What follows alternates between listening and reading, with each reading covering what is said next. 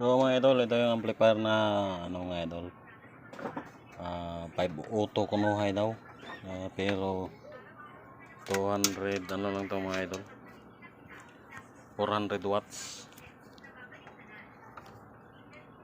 ito mga idol. So i-testing natin mga idol, saksak kung gana na ba siya. So bago nating gawa natin ngayon mga idol, so dahil ang issue nito mga idol, sumabog yung power output nito dahil sa siguro yung heatsink niya maliit na idol. So nagdagdag na lang ako mga idol ng heatsink. So DIY ko na lang siya.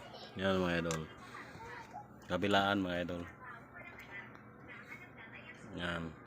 So testing natin kasi kakagawa lang.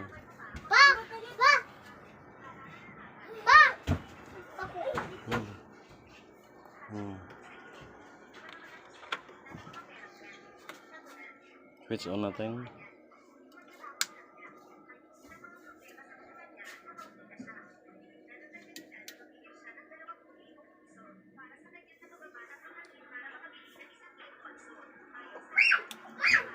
So pitik ng relay mga idol.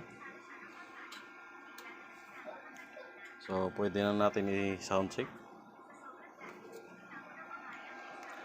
So patayin natin. So pumitik rin yung relay.